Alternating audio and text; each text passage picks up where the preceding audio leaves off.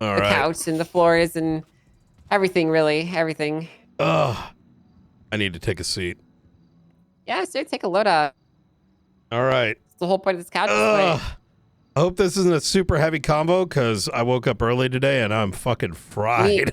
me too. I was gonna head to sleep, so I kind of just wanted to bring some things to your attention, just to kind Yeah. of put your mind on it, on some problems that we're running into and how you Hmm. can maybe potentially alleviate them. Yeah. So obviously, you and I both know that Sparks and Ruth are very accomplished and very successful, and you're Oh probably your no. best people. But Please. we're running into an issue when we're trying to manage scheduling. Ruth has essentially 2 4-hour blocks out of the entire 7-day period where she's available. Hmm. And Sparks is available pretty good on the weekends, but has just very rough hours for some of the people that she's prosecuting at this current moment in time. Yeah. Um, Now we're trying our best to accommodate that because I understand it's very important that you have your best people pushing issues forward. But we are really running into issues just finding judges or even finding specific time slots to accommodate these things. So I think I want to provide some context to this.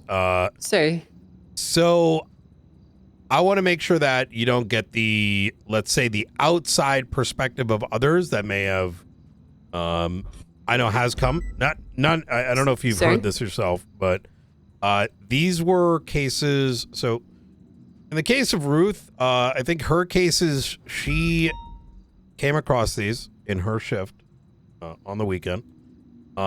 She, these are her cases are ones that like she was present for with her people on the weekend in a shift in time that she is always at, and her yeah, impression, like, so, you know, whether it's her or someone else. So where I'm trying to go with this is, we didn't go and put these prosecutors on because they are our best, but rather they are the primary leads of the situation in the time zone that they were present in.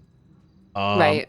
I think part of the scheduling issue is there's people that got schedules specific to the weekend and then specific to the week. So Yeah, and Ruth, for that is a big example, issue. she tends to be very available over the weekends, and then during the week she tends to be around shift 2. Sparks is kind of similar, where she's available over the weekend pretty readily, but then during the week she normally starts coming around about an hour ago. So up until now, the majority of these cases that they've worked, you know, they do the thing in the time they tend to be in, with the people they tend to be with the criminals that they arrest at those specific, you know, points in time. But while I do understand that, you know, there's a desire for, you know, court cases to happen quicker, which I'm super for, because we aren't prepared to like interchange prosecutors. I feel like we're hitting this issue now where it's like, you know, the situation happened over the weekend, but the court case is during the week, and that sort of jams things up. And where I'm kind of at with it, and kind of what I described, you know, on the phone call yesterday, is Mm-hmm. I feel like I'd be taking someone else's project that they've worked very difficultly on, and giving it to someone who is unfamiliar, uninterested, and not, you know, it's not their baby, right? So my concern there would be it may dissuade said prosecutors, which I think there are a few of across all three departments to begin with, and Sure. may reduce the quality of the case and the presentation in lieu of the case happening. So I do want to find a solution to it, but I just wanted to like underline this wasn't, you know, we didn't say, hey, Ruth, or, you know, hey, Sparks, let's throw you on this because you're our best. But rather, these were projects that they themselves started up. And I'm not even fully appraised of myself. I only look at it at a very high level. So, I got you. yeah. Well, listen, I don't think anyone expects you to pull them off and insert someone that doesn't Mm-hmm. know the intimate details of your case. Yeah. I think what we're asking for is uh, we're making sacrifices as the judiciary to make sure these cases are getting scheduled. I know that So are they. Falconer is waking up at 3 a.m. to do this next pretrial hearing. Could you point me to the case just so I can like look at it and the Bobby better Charles understand one? the case? Yeah. Which one is the one in contention? It's the People versus Bobby Charles, and then the People versus Carmine Costello. Okay. So I guess what I'm asking for is, I don't know what the solution is.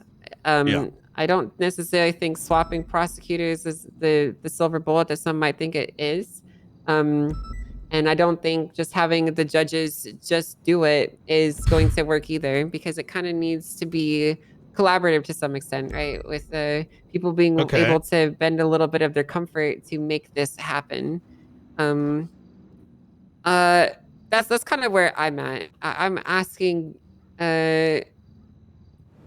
you for maybe some advice and some ideas that you might have to absolutely to help this process along, and also maybe to think about things that you could do with your department to ensure that we can, going forward, commit to making cases happen on a much more expedient basis, you know. Because one thing that we're looking at doing is limiting the amount of lawyers, because one issue we're running into with the Bobby Charles case is he has assembled the O.J. Simpson legal team of 20 lawyers. Oh my God, it gets worse than that too. Trying to schedule around 2 prosecutors and 5 lawyers and a defendant is impossible, just truthfully. I'm going to say something very vaguely as well. I'm not one to put up a stink about defense attorneys, but you know, there's also questions of, you know, when you defend someone, that is your primary interest and not necessarily another party that may have a different weight of resolution. Yeah. That is something that I'm very concerned with, but not one that I'm looking to tackle. But I do think that that's part of it, right? You put 5 on, well, are they going to put that individual forward first or the other one, or is the value of both of them going to court versus one pleading out starts to turn into something? I get that. The issue that I'm running into, which I don't want to point out, because I don't want to burn those defense attorneys out if we start, you know, pointing those things out as well. I understand. You know what I mean? So, have you actually seen our roster? I was going over it today because I was kind of curious, actually. I wanted to know the defense attorney one? Just the DOJ roster. So with judges, magistrates, attorneys, etc. Do you know how many active attorneys there actually are? I bet there are currently 45. Really? Is that high or is it low? I think a little bit high, Brian. Oh, I was gonna say there's 45, but there's like 5 active.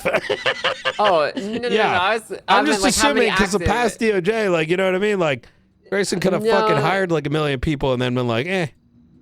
Yeah, so we gotta press the button to remove it too. There's 19 attorneys, and of those 19 attorneys, 10 of them are listed as active, but I would say about 6 of them are. Okay. So we really do run into the issue of there is a lot of people being prosecuted, and there's not enough competent legal defense to help them on. There's a case today with a Hugh Hefe who'd been begging and pleading for attorneys to help him, and he couldn't find anyone, and it took Grayson stepping in as Hugh was getting bent over a barrel and stuffed sideways to help him from losing $10 million in a plea deal. So, you mean with the civil action? Well, he got charged with the embezzlement ×2 today, and he pled guilty. And he didn't have legal representation. Oh, what? And he was going to plead guilty and lose all $10 million because he didn't understand the ramifications of what he was saying until Grayson showed up, and I was able to convince Grayson to help him out with his negotiations. And it was, oh my God. And he was able to get it down to a more reasonable number. That made sense. Why not have... I am so cooked. I was about to go into a whole thing onto that. So I'll keep it short because I know we want to discuss this other thing. Is why not, as a part of maintaining your bar license, you're required to represent, you know, you pull defense attorneys onto some of these cases. Because going back to I'm going to be honest. Listen, I'm just speaking a little freely here, right? Yeah, and no one in particular. I think some defense attorneys are latching onto cases because they're high profile and they want the tea. but inadvertently it's creating situations where even for myself, overseeing like a shitload of cases that we're currently working, some of which we're not openly speaking about, I'm like sitting there in some of these things, I'm like, that your one client, does not, you should not be representing this other guy, because you know what's going to happen. That This happens a motherfucker is lot. probably going to snitch on this guy, motherfucker. And if you tell him to both not to do that, that's good for one, but not the other, bruh. Like, I'm sitting over there like, listen, I ain't a defense attorney, but, how are you in all these cases when there's a clear, what would I call it? It may not be like a conflict of interest from the perspective of like one has killed the other person's family or whatever, but more of the conclusion of one. How do I put this? I think you understand what I'm trying to say. There's No, I totally understand yeah. what you're trying to say. That's just but they're all though. stacking, right? Yeah, I get that. A lot of these cases are stacked, so they are. And part of that is, my job is to reinvigorate interest and get people interested in engaging with the legal system again. Getting a lot of these inactive people to return and pick up their sword and shield, so to speak. Yep. And that's something that we're looking into, and we're working on a program, and probably going to bring back the head of bar position to some degree. And we're gonna look into pretty much any avenue that we possibly can to invigorate this interest again. But it's a very severe undertaking. There's a lot of things, a lot of moving pieces that need to be put back in motion after sitting stagnant for the last year. Yeah. And it takes a lot. Very well, it takes a lot of effort to get things rolling. Like once things are rolling, it's sweet. But it's a lot of effort to get it there. So I'm still adjusting to, and I hope there's an understanding that at the end of the day, I want, even as a part of this conversation, I want to find a solution. And any pushback I might give is I have to do it, right? I got to fight for my department. Sure. Like in terms of this activity thing, I want to give you some understanding, because I'm not going to be, banging on walls being like, woe is me. But I know Sparks and Ruth have been going very much out of their way.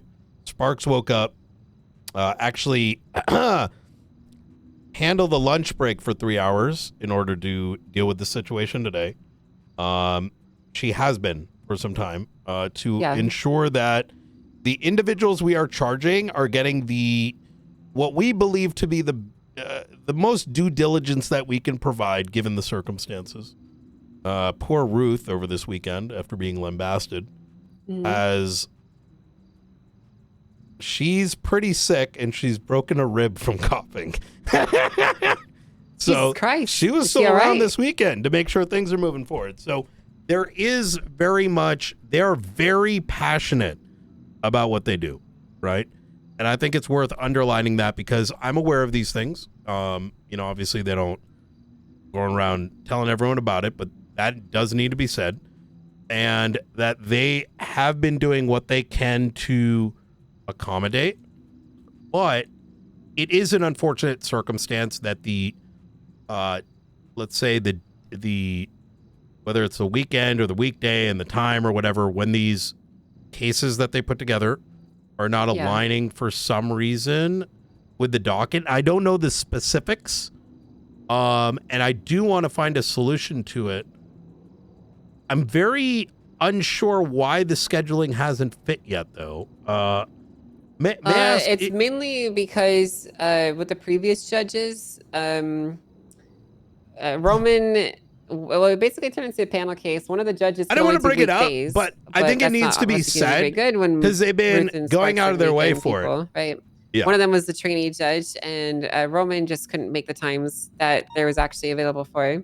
When it comes to Falconer, his availability is much better, but he's running into the issue that basically he can only schedule the case for one specific time slot a week, which is Sunday.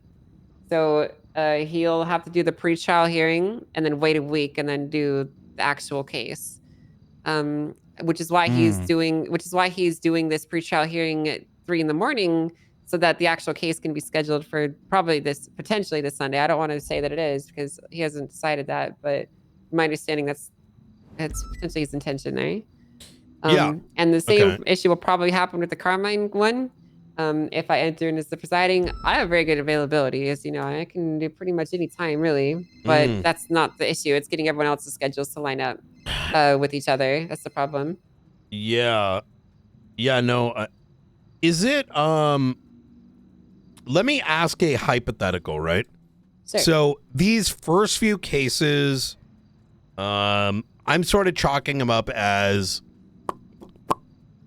I don't know what has. So I'm coming from a place of like I haven't gone through the docket. I don't know what the issues with the scheduling are in specific, right? Who's available when, et cetera, et cetera.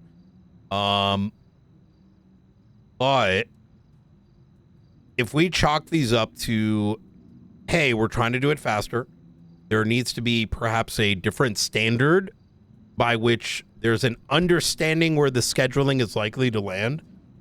In other words, predictability, right? I could imagine future cases being done at a more rapid pace. What do I mean by predictability is if a law enforcement officer, whoever it is, right? If tonight Luca arrests someone on a, what is it? It's Monday, right? You know, I think so. Monday at 9 p.m. Is it Tuesday? No, it's Monday. Sorry. Monday at 9 p.m. Eastern, the presumption should be that there will be a case on a Monday at 9 p.m. Eastern. Yeah. The reason I'm sort of like suggesting that is you and I have a means by which to be available for reasons. Right. However, that may not be the case for the vast majority, right? Of course, so maybe that's a means to do it, right? If everyone tends to be like if a criminal or the defense is doing something at a certain time and the law enforcement are making arrests on a certain day and time, one should presume, and they're taking it to the next steps, you should kind of assume that's when you should be available for it, right? Maybe that's not a bad idea. That's a reasonable assumption, and I think that's one that we carry forward with our scheduling. Really, in this particular case, it does just really come down to the numbers don't line up. Is kind of what it is brutally, which is very difficult to overcome. Yeah. Part of that though is because I think that as a Department of Justice, we I don't know if you remember this, but back in the day, whenever cases would happen, we'd limit the witnesses, and you could have an attorney. And that was that. If you wanted to bring more, that's great, but they had to be able to show up, and they were not considered as part of scheduling. But now we're essentially allowing a kangaroo court, not kangaroo court, but we're allowing it to turn into a bit of a clown show with 4 attorneys entering in to represent one client, and taking their scheduling concerns into consideration, when it should really be a primary counsel, and that person's scheduling being what is of our concern, and everyone else can show up or deal with the time being out of their purview. So that alone will help, but it's not going to uniquely solve the issue that we're presented with in this particular case. Is it mostly, is it the Bobby one in particular? It's just the Bobby and Carmine one, yeah. Yeah, I know that there's been allegations around this injunction hearing or whatever, but I don't really think it's the same in that particular situation. The Bobby one? No, the Pred situation. I know there was concerns raised, but I don't think it's similar. No, the Sparks thing. I mean, it was as simple as this. I said, "Hey, we can't make Pred wait. Let's go deal with this today." And then for us, I'm not saying they couldn't have done this, but for us, we were not expecting the probable cause hearing, and we didn't know exactly what that entailed. So we were like, "Oh fuck!" And she's like, "I gotta fly out of here right now." I'm like, "People overheat." Faceless is about to do some shit. It could have been done in 15 minutes. No, she literally had to leave in 15. Like it was. I get that. She quite literally, by my request, made herself be around today, so that we didn't hold this over his head. Because, and not to mention, you'll find eventually that there's victims as well that, have been concerned. So yeah. I'm We going to be didn't honest want to with you, wait Brian. till like, I'm worried yeah, that she might have misrepresented things to you because yeah. about 25 minutes after you said she had to go, she was posting on the docket pictures of Pred being on duty and making us aware that he needs to be suspended still. She was right next to me when it happened. So Okay. as we were discussing it, she posted it, and anything that she has since posted is from Mobile device, yeah. a mobile device, probably while her other boss isn't watching. Right, I understand that. I just worried that maybe there was some. No. Okay. I can assure you that that's not the case. Any extra that is occurring is her going out of her way. Yep. Okay, that's fine. Well, I don't know. I don't expect you to have an immediate answer for me right now. It's just difficult for me because I have to answer to the state at the end of the day, and they expect things to move along in an orderly fashion. They Yep. have not provided me any pressure on this one, to be precise, but I would just like to avoid that. No, I don't I want to agree. be. I don't like things lingering either. I totally get the scheduling hell. I mean, hell, doing it on a, an old school forum is also kind of shit because Have you seen it's the new hard to. docket, by the way? I've seen, I've been sent some stuff. I did Well, it's see the on your NDT tab, now. but Have you played around with it? no, today's been a nightmare. Well, there's some bugs that are still getting squashed out that the IT guy's working hard, but it should be pretty good, actually. You should play around with it when you get some time. Oh, it also reminds me, you should set your availability in your calendar as well. See, I can be available whenever, but yeah, I know, nowadays but you need to set it around. so it will schedule the cases automatically. Oh, I see. Okay. Yeah, so if you just go into your MDT, then go to calendar and hit availability, you can just put all your time blocks to green, and then it'll take that in consideration when you're a named respondent.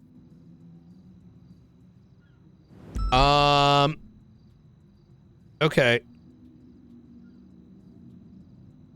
So the Bobby case, I want to ask you a couple questions like leading up to it because I genuinely don't know anything other than what I was told from I can only tell you from the perspective of Ruth and Sparks. Yeah. My understanding is that they were available for the weekend. I'm sure some things happened. Maybe there was a judge that wasn't available, this, that, and the third. And I know there was like the whole panel thing. This is from what I vaguely remember from our conversation yesterday and the little bit I chatted about it.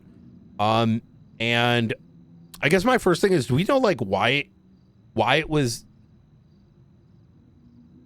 it just sitting there with the past administration and was Which it case? the Bobby one? I don't believe it was sitting there.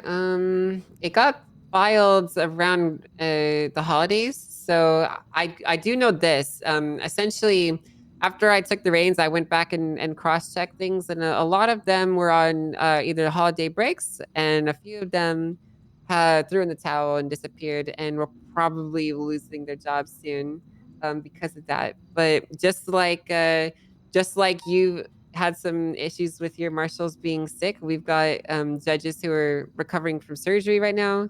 Actually, multiple judges that are coming from surgeries, and ones that we do have are not always around and available at all times.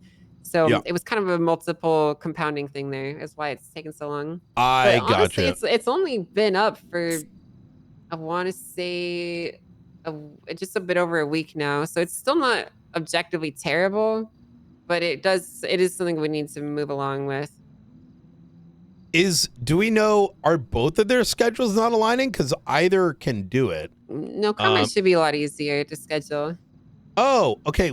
For him, it's more so I'm pretty much the only judge that can take it. And when I responded to a potential shooting here, I grabbed some casings that might have potentially ended up in one of the reports, but it didn't. And now the defense and prosecution are trying to come to an agreement on allowing me to be the presiding judge, like basically a notification of a potential conflict. Oh yeah, Sparks spoke about that. That was she spoke to Tony about it yesterday, I think, after our meeting. Yeah, and I haven't heard anything back about it. He said it's good, but I don't know if that's been communicated out. I mean, I need to hear it from them. No, absolutely. If you haven't heard anything, it sounds like they didn't communicate it. Yeah, in that case, I can sit and rot until they communicate openly. That's not on you guys to respond to in a timely manner. It's up to them. So we're waiting on them. So what about the Bobby one?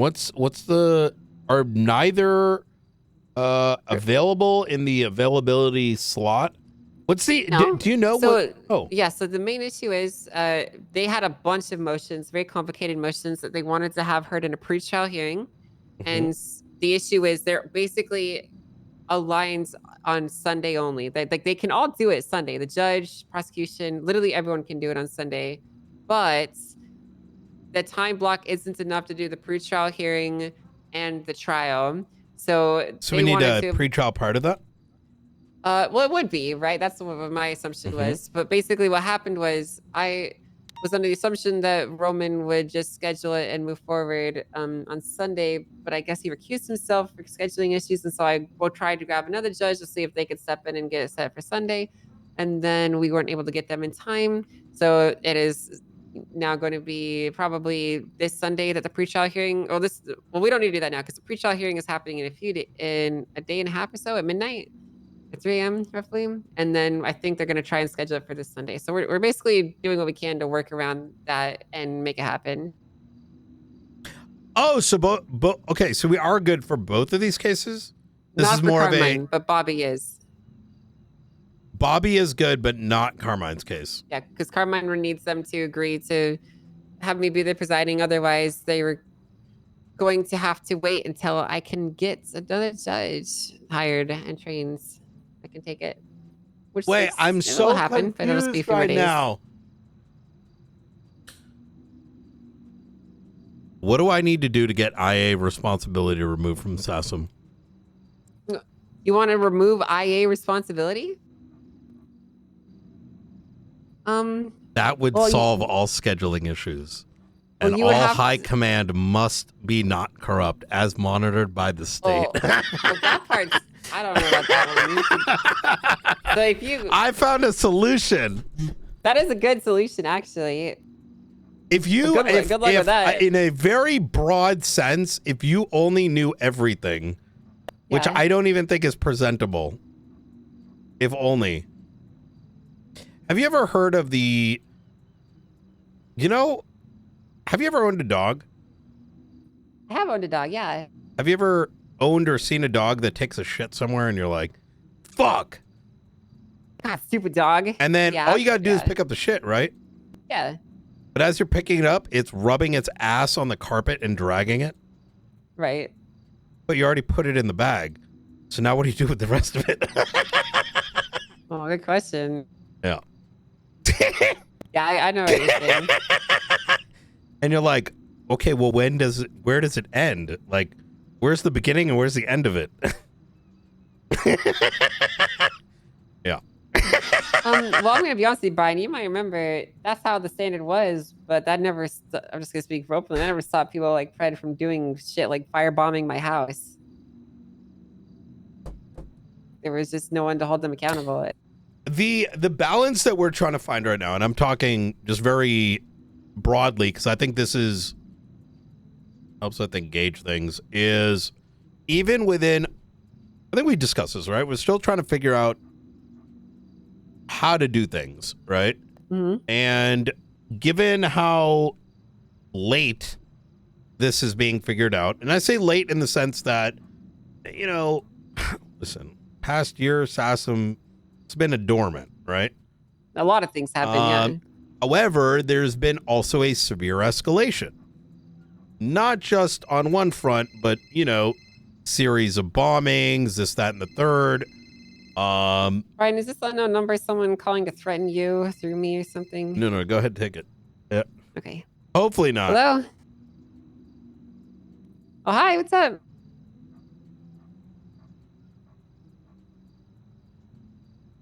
Hi, Amber. I'm in a meeting. Can you call me back in like 10 minutes? I'm sorry, I'm busy right now. I'm not the best at the video. Take him down, Amber. Take him down. It was not anyone's fault. It was just Ember. So So sorry about that. we're trying to figure out like this process now, especially with the, let's just call it like expedited cases. Expedited might not be the right word. Cases set at a timely fashion, right? Yeah. But also the notion of what do you do when a member of high command is allegedly done X, Y, and Z?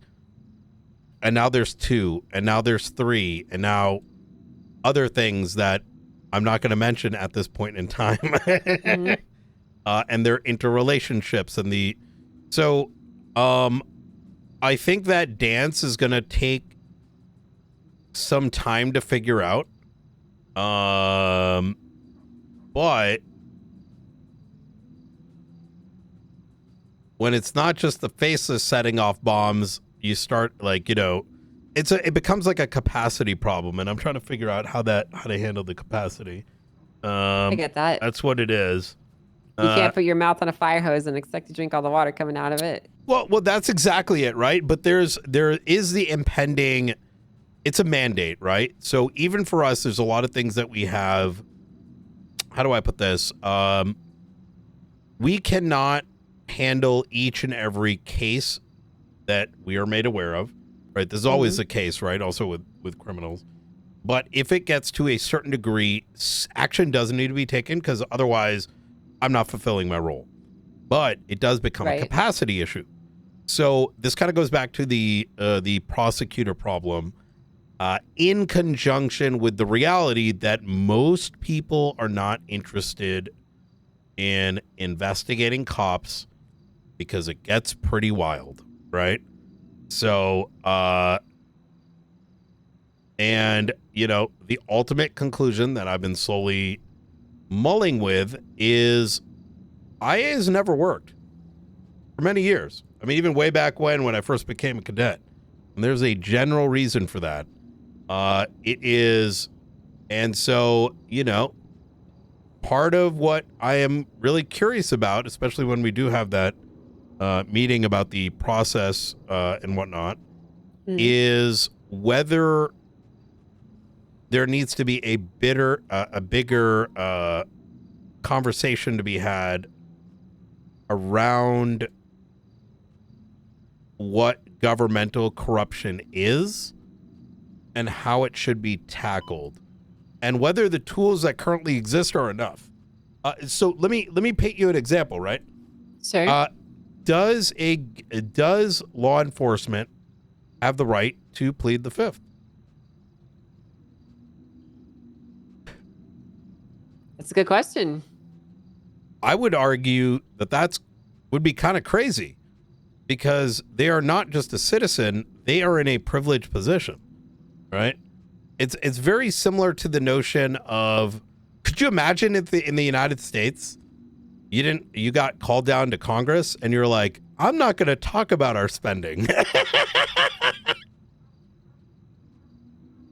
And there's the other notion too, like where other agencies, like, you know, let's say, you know, Chicago PD does something crazy.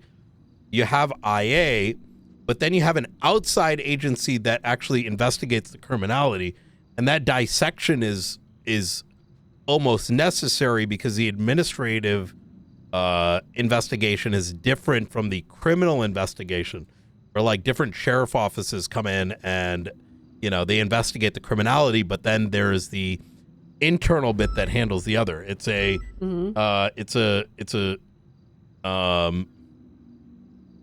you know, it's an interesting thing to chew on, right?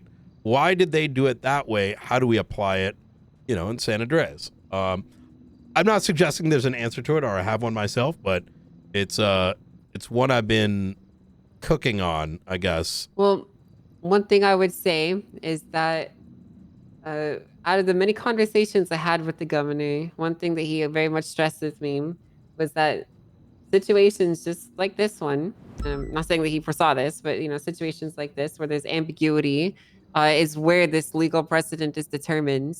So based off of things that occur in this city and situations that happen to real people, we make these determinations and outcomes, and they guide us based off of those principles.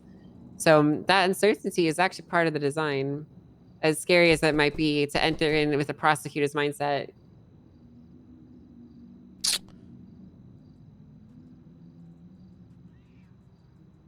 wouldn't that be a legislative thing?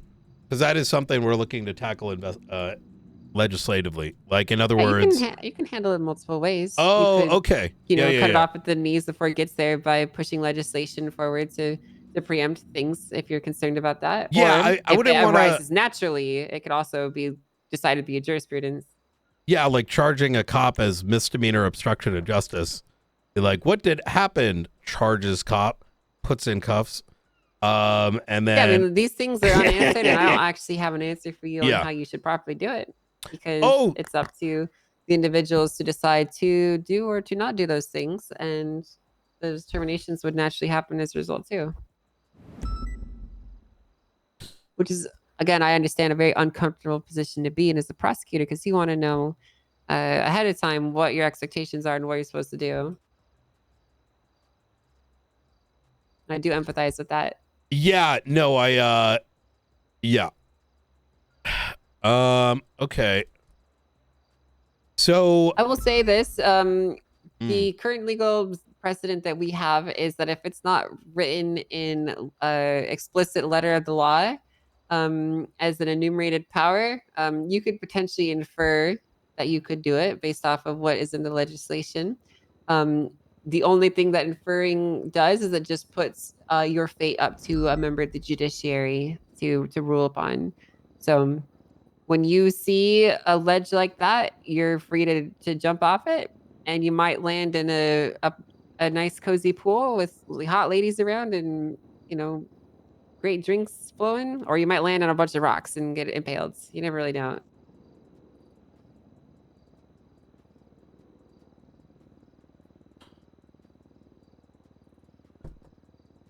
Yeah. But then there's that other side of things, right? Which is like, hey, do I take these keys? Or there's those other things I have to also be considerate of, right? That go beyond just the legal stuff. Or should we just start immediately arresting cops off the street upon seeing probable cause and saying, send them up, sayonara, buddy, So those are also bits of guidance that, I've been sort of formulating with the way we've been handling this and the other past cases in a manner that goes above and beyond just the legislation, right? Because the legislation can allows us to do some pretty crazy shit, but it doesn't necessarily mean it's what we should be doing, right? It should be conducive to, theatrics, let's call it. Right. And that's kind of something that I was actually going to ask you, or maybe to have you think about, is the reality is, as the leader of your respective departments, you do have a great deal of leeway in how you want to set the tone and for how you wish to do things. I can assure you right now that if you, as the director of the marshals, wanted to take a hard line, no corruption, no bullshit, crack the whip on officers, no one's going to stop you, right? But that doesn't stop secondary effects from occurring. And it's up to you to dance that line and figure out how much you're comfortable with and how far you want to go, how far you want to take it. It's a lot of power for one person. Wait, what do you mean by like secondary effects? Like if someone commits a crime, whether or not to charge them? If you choose, like I'm saying, like you could choose to take this super hard line, no speeding, no anything, corruption against police. Oh stance, yeah, how much I want to read the room. Super hard, right? Yeah. Exactly, and you could choose to disregard that and just go hard on them. With the secondary effects being damned, as in like a lot of people will stop showing up on duty, and the city will rot to a degree if you were to do that. I'm not saying it would happen, but just theoretically, you're free to make that decision. That's the consequences of electing you into a position and you making those choices. I'm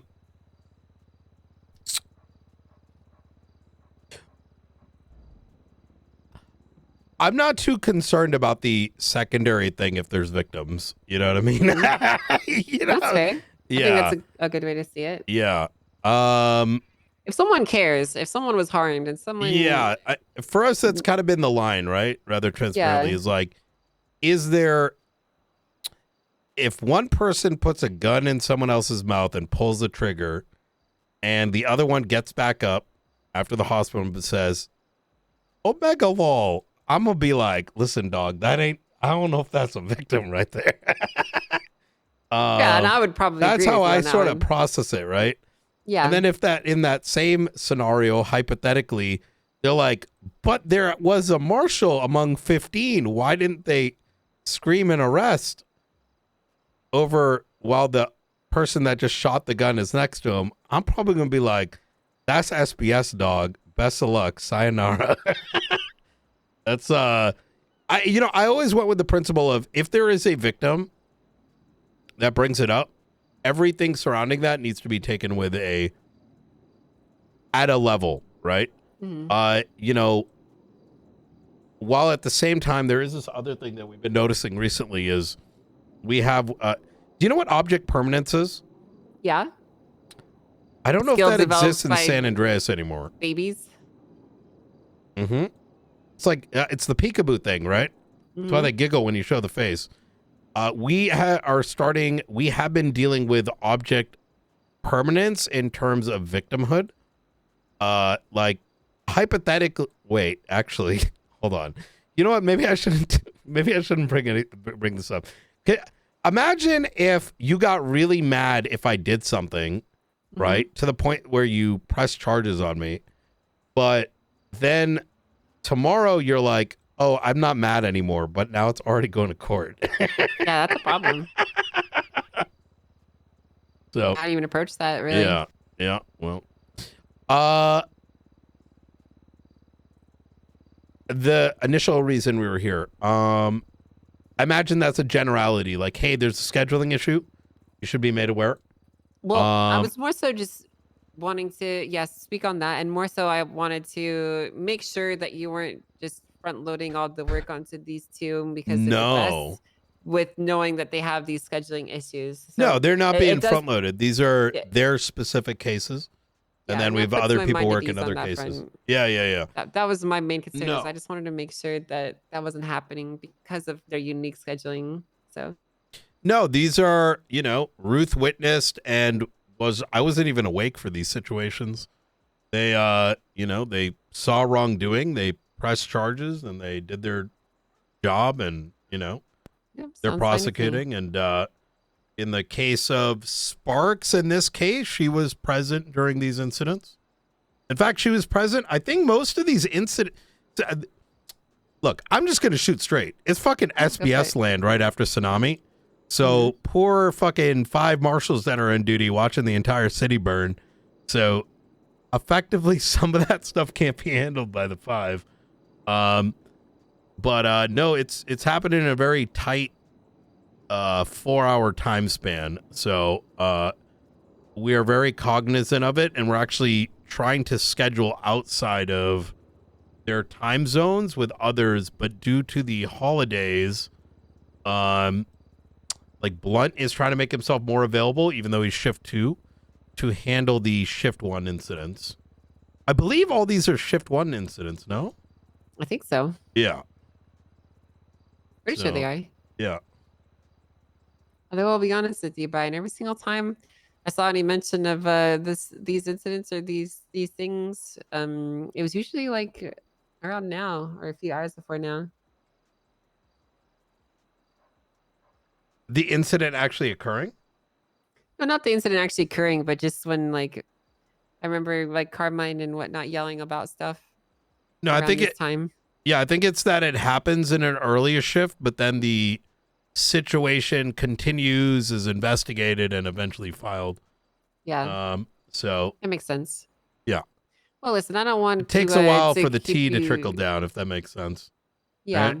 I don't want to keep you spinning in circles on this scheduling thing. You've basically satiated my concerns that I wanted to speak with you about. Okay. So, um, as for tomorrow, I don't know if you're gonna be there. I'm gonna admit to you, I'm quite nervous. This process is very new, and I don't know how this is gonna go. So. Oh, I don't even know if we have anyone to go to it yet. I'm gonna. Oh, so that's still something we're trying to figure out.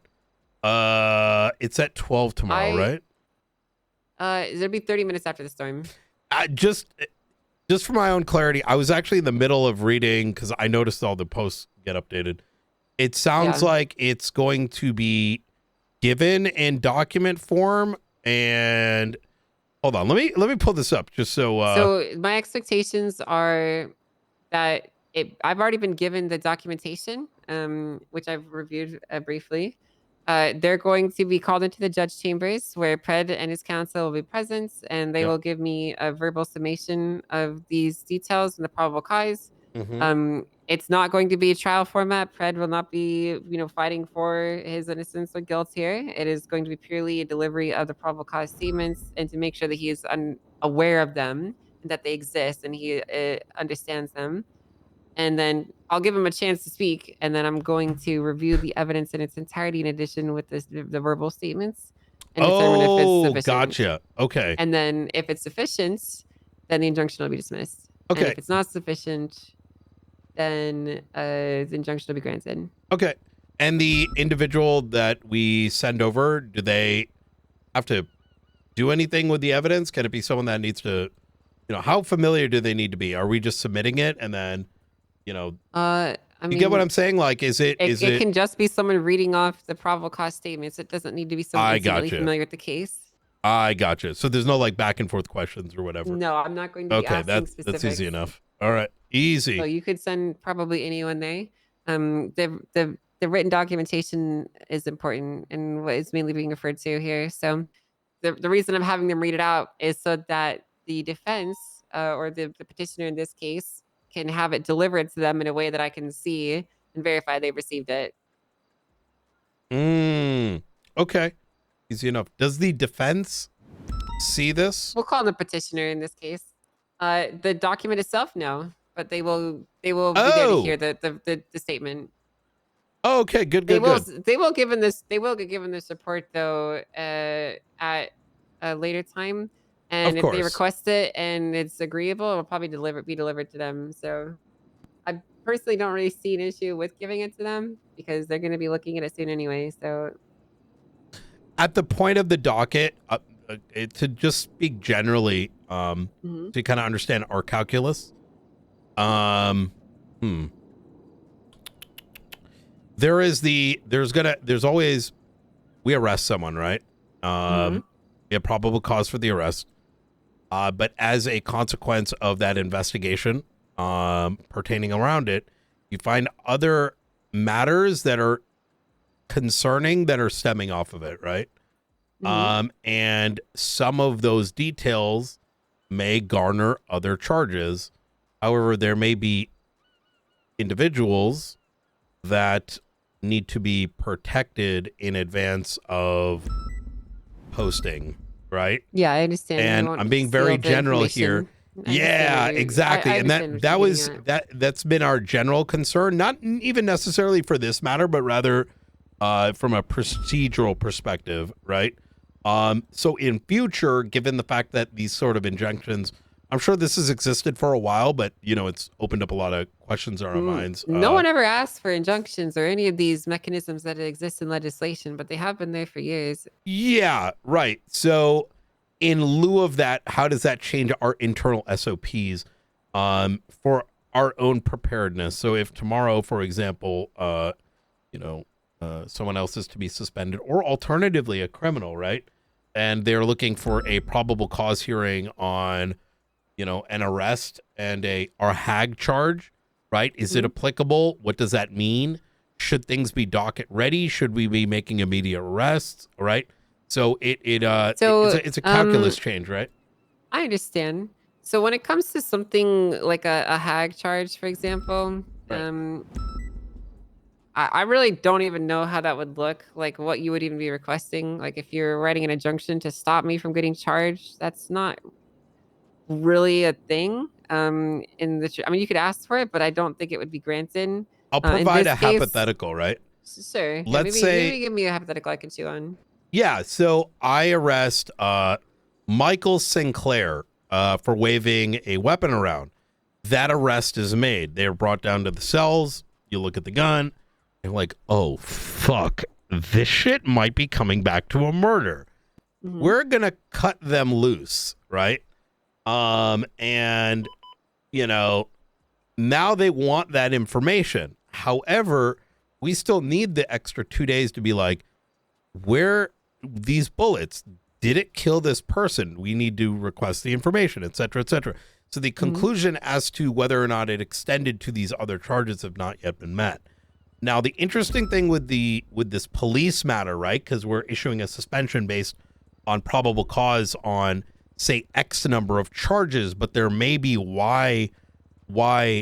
there might be, you know, A, B, C, D additional charges that stem from it, but the conclusiveness of to what those things are not yet known, but can be derived if the defense is aware of the initial set of evidence that we have.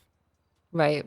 Right? You're saying that someone could use an injunction to essentially make you reveal your hands early and put people at Exactly. risk. And not only put them at risk, but also put the investigative material at risk, right? So who was it? Did someone say something?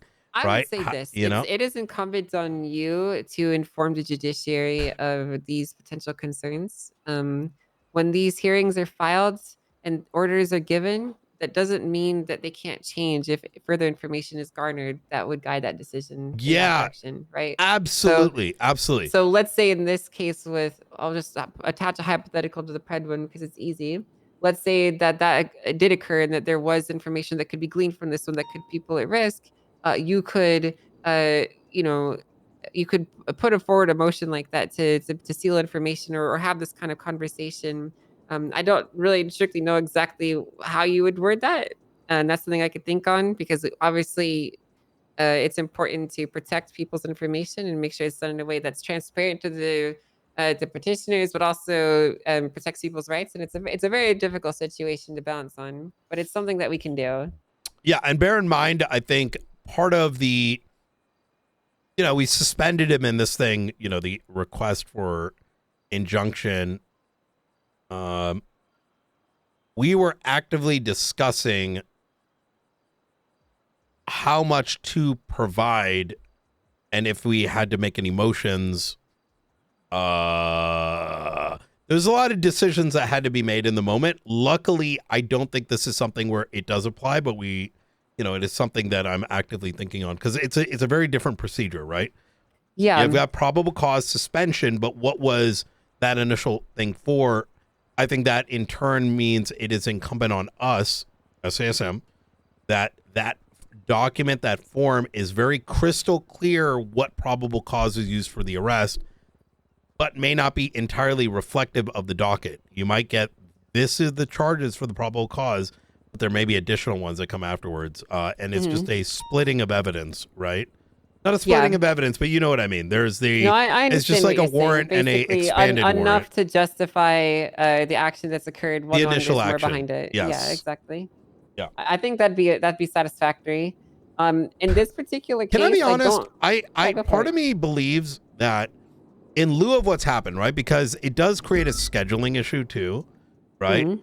Because some of us can be around for all of it, right?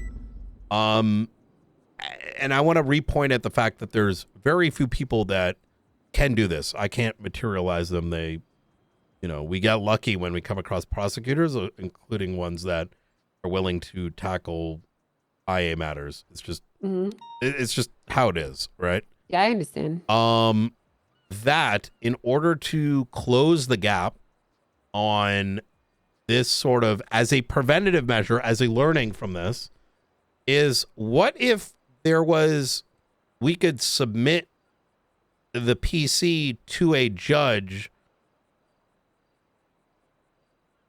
effectively a pre-PC check. Yeah. And it's like, yo, this is good enough. Kind of like a warrant, right? Yeah. And the reason I'm even suggesting this is because just stepping back from all this, listen, Angel, you, me, we're going to be around a lot. Right. Some motherfuckers only come on duty for like 6 hours and they gotta dip exactly that time, even if their entire life is in jeopardy. Yeah, I get that. Right? Because to play pool or whatever it might be. But others, they may got other things like, I don't know, they got fucking volleyball at 7 p.m. every day. So why not? Because a lot of this is just scheduling shit. Is why don't we just have a forum where it's like, yo, dog, we got to do this thing.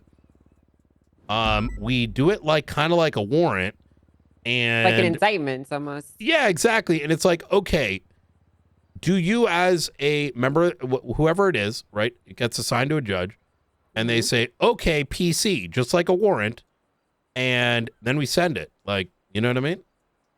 I think that'd be good.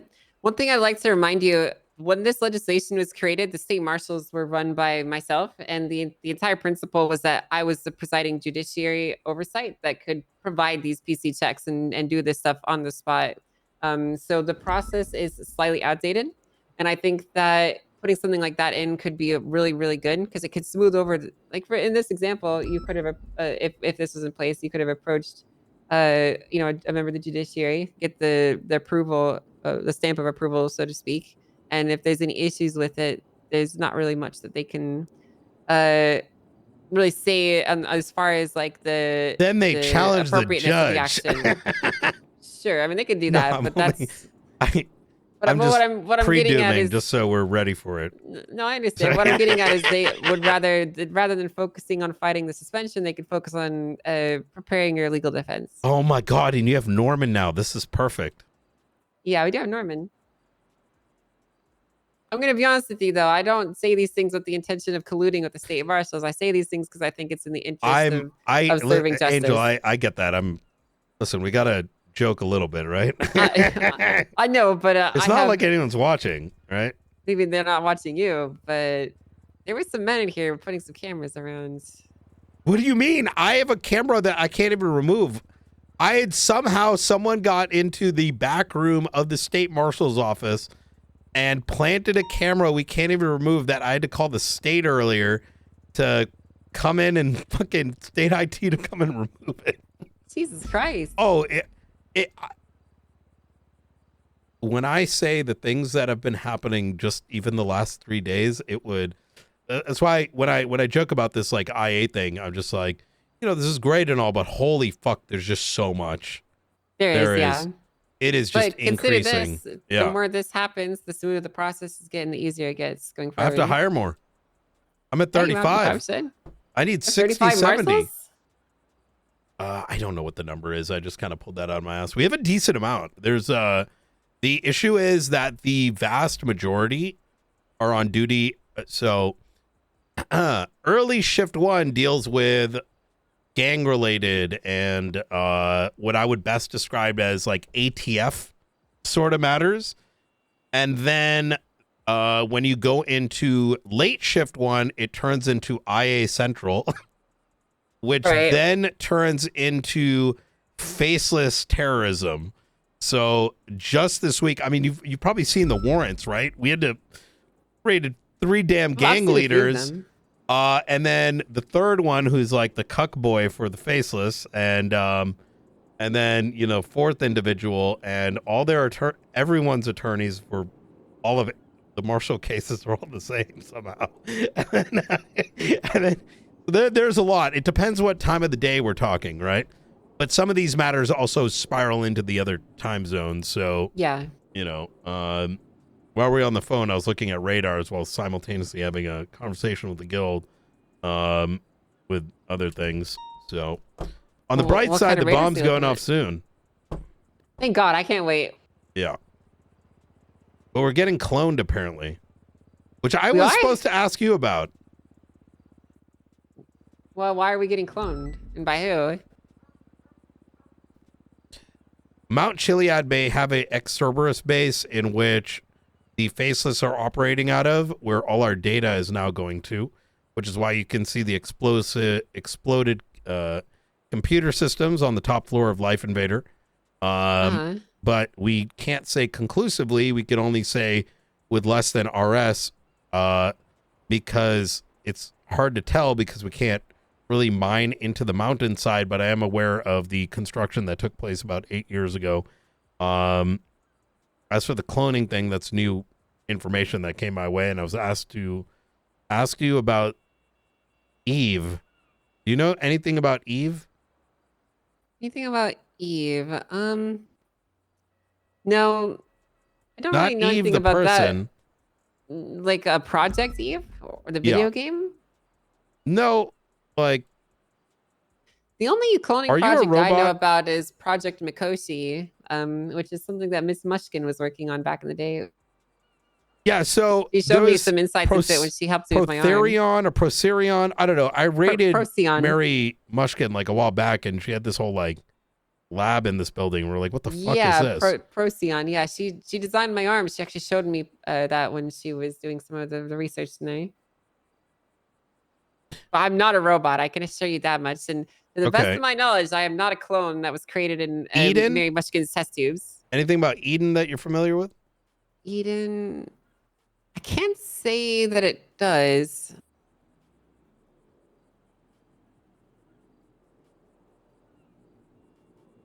Have you gotten a call from Life Invader yet? I have, yes. Actually, it was right after a phone call the other day. Yeah. That's what it's all about. You know, that's not even automated, right? What do you mean it's not automated? Oh, I spoke to it. I thought it was automated, and I left a dirty voicemail, and it responded. What? Yeah, it said, due to something at Life Invader and a data breach, blah, blah, blah. And it said, you can suck my fucking dick. The entire thing got blown up. I don't know where the data would have uploaded to. And they said, please refrain from using profanity. Our employees are already deeply like worried and distressed over this situation. Please leave another message after the beep. And I was like shocked. So, and then I went on to explain how would the data have been breached if all the computer system would blow up. And this seems like a scam phone call. So, and then the voice got frustrated and hung up. Jesus Christ. I didn't like it when I saw it either, so. Yeah. Anyways. I don't know, Brian. There's a lot of sketchy business going on recently. Yeah. All right. I don't like it. Well, I thought this was really productive. I do like these conversations over the procedural matters. Yeah, especially good. Given these unique situations. Did you like the idea of if someone is arrested on a certain date in a certain time window, the general presumption should be the week following there should be a something, right? Whether it's like a pre-trial or whatever. It to be. We'd probably be lined up on that assumption. So. Okay. I think that's how it is legislated as well, actually. Yeah. Because I know that a few of my judges kept bringing up to me the legislation surrounding like I think the scheduling and. I think it's not fully written out and fleshed out, though, truthfully. Yeah, I think it talks more about the time, but it doesn't take into consideration that people's weekend hours versus week hours are very, very different. I agree. So it's getting worked over soon anyways, once the legislation proposal process is pushed through. Yeah. Okay. All right. Well, hey, I appreciate the conversation, Angel. If anything does come up or there's concerns, please do, keep me appraised, and we're going to do what we can to make things continue moving forward, because sounds good. Oh yeah. I appreciate Easy. You talking, I'll catch you tomorrow. All right. Okay? You take care. Actually, I won't catch you tomorrow. I'm taking a day off. You're not allowed to do that. I haven't taken one in 3 weeks. I'm doing it after the hearing. I'm going to sleep. Take care, bye.